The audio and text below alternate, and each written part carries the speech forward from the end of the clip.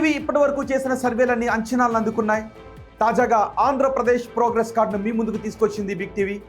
ఏపీలో ఏడాదిన్నర కూటమి పాలనలో ఎమ్మెల్యేల పనితీరు ఎలా ఉంది, సీఎం, డిప్యూటీ సీఎం, అలాగే ప్రతిపక్ష నేత వైఎస్ జగన్ గురించి జనం ఏమనుకుంటున్నారు, పోలవరం, అమరావతి నిర్మాణాలపై పబ్లిక్ రియాక్షన్ ఏంటి, సూపర్ 6 పై జనంలో ఉన్న అభిప్రాయం ఏంటి, ఇలాంటి కీలక విషయాలపై బిగ్ టీవీ అన్ని నియోజకవర్గాలను సర్వే చేసింది. ఆ సర్వేను డీటెయిల్డ్గా మీ ముందు ఉంచుతోంది ఒక సిరీస్ వైస్. ఉండి నియోజకవర్గం గురించి చూద్దాం. పశ్చిమ గోదావరి జిల్లాలో ఉండి చాలా కీలకమైన నియోజకవర్గం. ఇక్కడ గత అసెంబ్లీ ఎన్నికల్లో టీడీపీ నుంచి రఘురామకృష్ణరాజు పోటీ చేశారు. వైసీపీ నుంచి లక్ష్మీ నరసింహరాజు బరిలో ఉన్నారు. ఆ ఎన్నికల్లో ట్రిపుల్ 56,777 ఓట్ల మెజార్టీతో తన సమీప ప్రత్యర్థిపై విజయాన్ని సాధించారు. మరి కూటమి ప్రభుత్వం ఏడాది పాలన తరువాత ఈ ఉండి నియోజకవర్గ ప్రజలు ఏమనుకుంటున్నారు? ఎమ్మెల్యే పనితీరుపై సంతృప్తితో ఉన్నారా? సీఎం పనితీరుకు ఎటువంటి రేటింగ్ ఇచ్చారు? నారా లోకేష్, పవన్ కళ్యాణ్, జగన్ గురించి ఈ సెగ్మెంట్ ప్రజలు ఏమనుకుంటున్నారు? ఓవరాల్గా కూటమి ప్రభుత్వంపై జనంలో ఉన్న అభిప్రాయం ఏంటి? బిగ్ టీవీ ఎక్స్క్లూజివ్ సర్వే రిపోర్ట్లు చూద్దాం. ఎన్నికల సమయంలో ఉండి నియోజకవర్గ ప్రజలకు రఘురామకృష్ణరాజు ఇచ్చిన హామీలేంటో ముందుగా చూద్దాం. ఉండిలో మల్టీప్లెక్స్ నిర్మిస్తాను అంటూ ఆయన హామీ ఇచ్చారు. అలాగే కోపలిలో వంతెన నిర్మాణం కోసం ఉండి నియోజకవర్గ ప్రజలకు హామీనిచ్చారు. ఉండి భీమవరం వంతెన నిర్మాణం కోసం కూడా ఉండి ప్రజలకు రఘురామకృష్ణరాజు హామీ ఇచ్చారు. అలాగే రోడ్లకు రిపేర్లు, అవసరమైన చోట్ల కొత్త రోడ్లు నిర్మిస్తాను అంటూ ఎన్నికల సమయంలో ఉండి నియోజకవర్గ ప్రజలకు ట్రిపుల్ హామీలు ఇచ్చారు. ఉండిలో అన్నా క్యాంటీన్ ఏర్పాటు చేస్తానంటూ హామీ ఇచ్చారు. గ్రామీణ ప్రజలకు తాగునీటి సరఫరాను నిరంతరాయం అందేలా చర్యలు తీసుకుంటాము అంటూ రఘురామకృష్ణరాజు ఎన్నికల సమయంలో ఉండి ప్రజలకు హామీలు ఇచ్చారు. ఉండి నియోజకవర్గంలో ఇప్పటికీ ఉన్న సమస్యలు ఏంటో నేను మీకు చూపిస్తాను. ఉండిలో ఇంటర్నల్ రోడ్లు అధ్వానంగా ఉన్నాయి. కొత్త రోడ్ల నిర్మాణంపై యాక్షన్ ప్లాన్ ఏదీ కనిపించడం లేదు. అలాగే నియోజకవర్గంలో డ్రైనేజ్ సమస్యలు కూడా చాలా ఎక్కువగా కనిపిస్తున్నాయి. డ్రైనేజీల్లో ఉన్న బురదను తొలగించకపోవడంతో డ్రైనేజీలు పొంగి రోడ్ల మీదకి వచ్చేస్తుంది నీళ్లు. రోడ్లపై మురుగునీరు ప్రవాహంతో దోమలు విజృంభిస్తూ ఉన్నాయి. దీంతో ప్రజలు రోగాల బారిన పడుతున్నారు అని అక్కడ జనం అంటున్నారు. అలాగే ఆర్ఓబి పనులు నత్తనడకన సాగుతూ ఉన్నాయి. 5 ఏళ్ల క్రితం మొదలైన రైల్వే ఓవర్ బ్రిడ్జ్ పనులు ఇప్పటికీ చాలా స్లోగా నడుస్తున్నాయి. రైల్వే గేట్ మూసినప్పుడల్లా ట్రాఫిక్ జామ్లు ఏర్పడుతూ ఉన్నాయి. ఉండి దగ్గర నేషనల్ హైవే 165లో 1.35 కిలోమీటర్ల మేర 2 లేన్ల ఆర్ఓబి పనులు త్వరగా పూర్తి చేయాలి అని జనం కోరుకుంటున్నారు. అలాగే కనెక్టింగ్ రోడ్ల నిర్మాణం పనులు కూడా చాలా స్లోగా నడుస్తూ ఉన్నాయి. గుడివాడ, భీమవరం రూట్లో రైళ్ల సంఖ్య పెరిగింది. ప్రతి 15 నిమిషాలకి ఒకసారి గేట్ను క్లోజ్ చేయాల్సి వస్తుంది. దీనివల్ల ట్రాఫిక్ జామ్లు ఏర్పడి జనం ఇబ్బందులు పడుతున్నారు. ఆర్ఓబి నిర్మాణ సమయంలో హైవే దెబ్బతింది, దాన్ని బాగు చేయాలి అని జనం కోరుకుంటున్నారు. ఇక నియోజకవర్గంలో తాగునీటి సమస్య చాలా ఎక్కువగా ఉంది. తాగునీటి సమస్యను పూర్తి స్థాయిలో తీర్చాలి అని జనం అంటున్నారు. చాలా కుటుంబాలకు కుళాయిల కనెక్షన్ లేదు.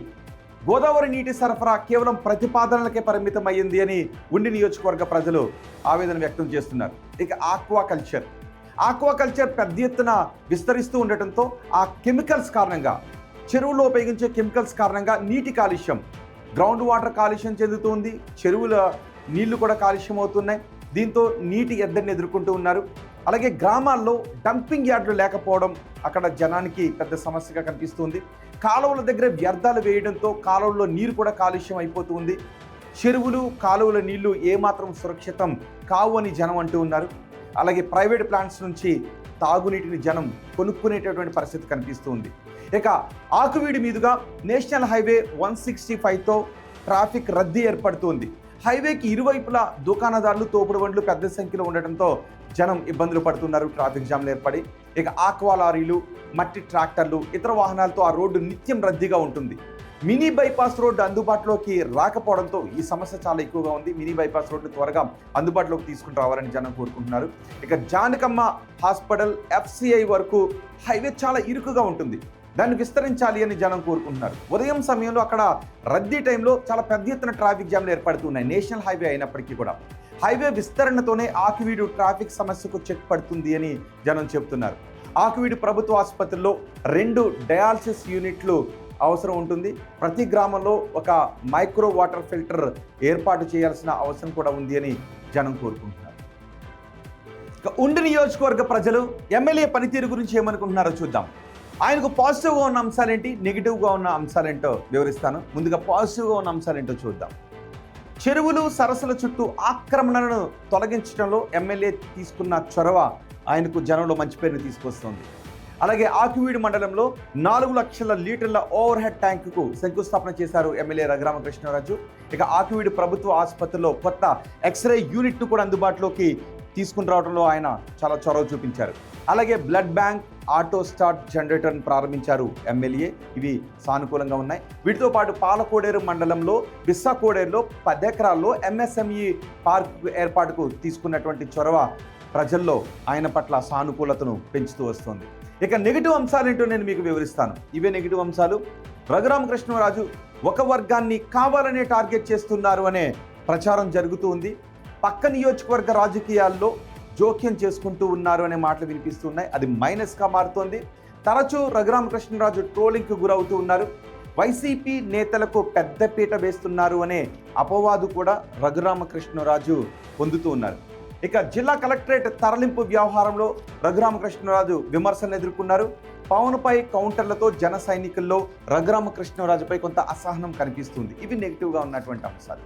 ఇక ఎమ్మెల్యే పనితీరుకి నియోజకవర్గ ప్రజలు ఎన్ని మార్కులు వేశారో చూద్దాం. చాలా బాగుంది అని 22.5% మంది అంటూ ఉంటే, బాగుంది అని 37.5% మంది జనం చెప్తున్నారు. పర్వాలేదు అని 30% మంది జనం అంటున్నారు. ఇక బాగా లేదు అని 2.5% మంది జనం అంటూ ఉంటే, అస్సలు బాగా లేదు అని 7.5% మంది అంటూ ఉన్నారు. ఓవరాల్గా 10% జనంలో అసంతృప్తి కనిపిస్తుంది. మిగిలిన 90% మంది రఘురామకృష్ణరాజు పాలనపై సంతృప్తిగా ఉన్నారు. ఇక సీఎం చంద్రబాబు పనితీరు గురించి ఉండి నియోజకవర్గ ప్రజలు ఎన్ని మార్కులు ఇస్తున్నారో నేను మీకు వివరిస్తాను. చాలా బాగుంది అని 20% మంది అంటూ ఉన్నారు. బాగుంది అని 45% మంది జనం చెబుతున్నారు.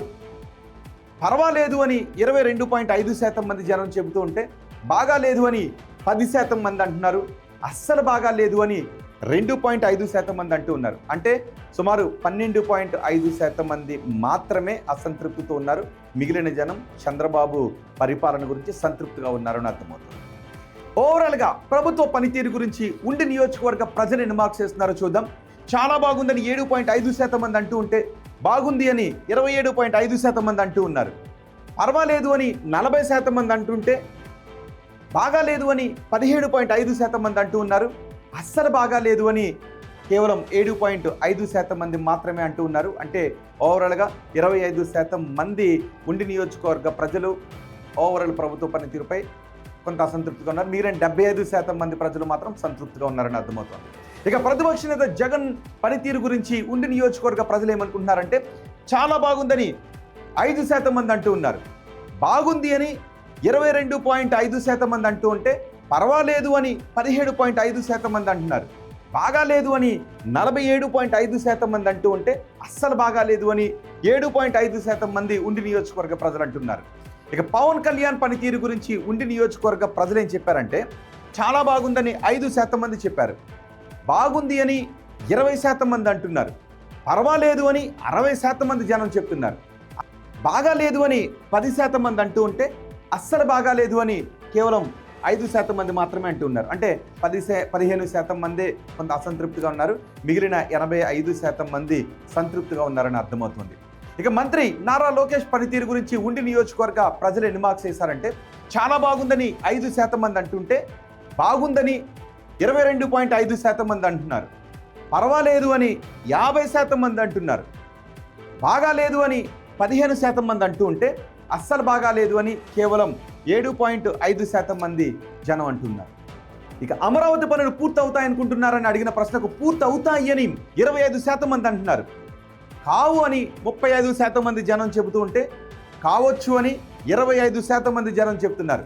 తెలియదు అని కేవలం 15% మంది జనం మాత్రం అంటున్నారు.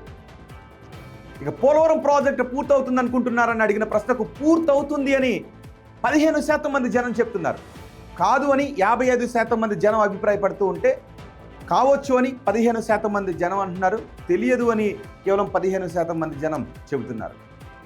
ఇక కూటమి ప్రభుత్వంలో ఉద్యోగ అవకాశాలు పెరిగాయని అడిగిన ప్రశ్నకు పెరిగాయని 2.5% మంది జనం చెప్తూ ఉంటే, పెరగలేదు అని 65% మంది జనం అంటూ ఉన్నారు. పెరిగి ఉండొచ్చని 32.5% మంది జనం చెబుతూ ఉంటే, తెలియదు అని ఎవరూ చెప్పడం లేదు. ఇక వచ్చే ఎన్నికల్లో వైసీపీ అధికారంలోకి వస్తుందనుకుంటున్నారని అడిగిన ప్రశ్నకు వస్తుందని 20% మంది జనం చెప్తూ ఉంటే రాదు అని 40% మంది అంటున్నారు. రావచ్చు అని 37.5% మంది జనం చెప్తూ ఉంటే తెలియదు అని 2.5% మంది జనం చెప్తున్నారు. చంద్రబాబు తర్వాత ముఖ్యమంత్రిగా ఎవరైతే బాగుంటుందని అడిగిన ప్రశ్నకు పవన్ కళ్యాణ్ అయితే బాగుంటుందని 15% మంది జనం చెప్తున్నారు. నారా లోకేష్ అయితే బాగుంటుందని 12.5% మంది జనం చెప్తున్నారు. తెలియదు అని 72.5% మంది జనం అంటున్నారు. ఇవి ఉండి నియోజకవర్గం గురించి బిగ్ టీవీ అందిస్తున్న సర్వే రిపోర్ట్.